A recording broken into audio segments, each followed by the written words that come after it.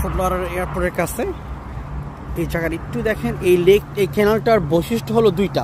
প্রথম বৈশিষ্ট্য হলো যেটা দেখতে অসাধারণ এই জায়গাটা, দ্বিতীয় বৈশিষ্ট্য হলো আপনার কি বলে মাছ ধরার জন্য পুরা বাঙালি স্টাইলে গাছের চিপার ভিতরে যে বসে ফেলা পুরো মাছ ধরতে পারবেন।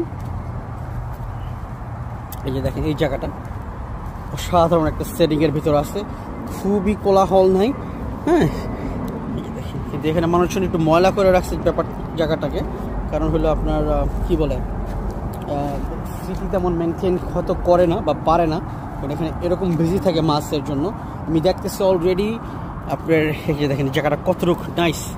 এখানে আপনি নিচে যায়ও আপনার এখানে দাঁড়ায়ও মাছ ধরতে পারবেন। যারা মাছের কি বলে খুবই ধরতে পছন্দ করেন তাদের জন্য পারফেক্ট একটা স্পট। আমি ডিসক্রিপশান জায়গাটার লোকেশনটা দিয়ে দিব না।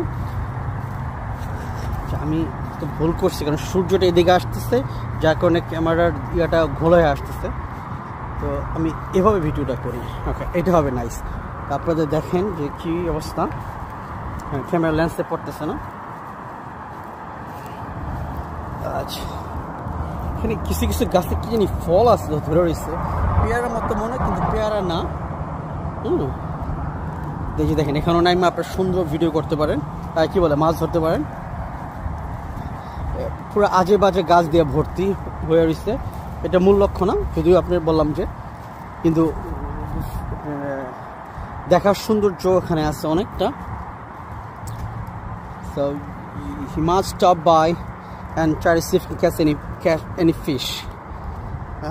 দেখেন এই জায়গাটা আরেকটা নাইস একটা জায়গা, পুরো পাহাড়ের মতো স্তূপের মতো হয়ে রয়েছে, বিশাল উচ্চকুর জায়গা নিয়ে।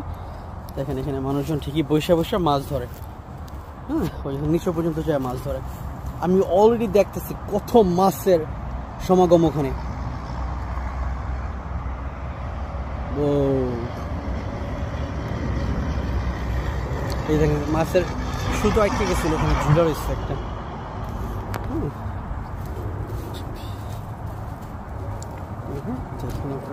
জুম আউট করে ফেলি একটু।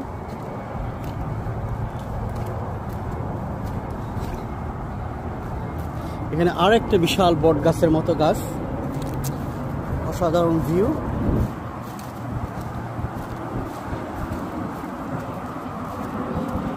এখানে দেখা যাচ্ছে কংক্রিটের স্ল্যাবের মতো দিয়ে রাখছে, ডেফিনেটলি দাঁড়ায়া বা বসে আপনারা মাছ ধরতে পারবেন। No, not slab, is also stairs. দেখেন আপনি দেখেন পারফেক্ট একটা স্পট, নাইস।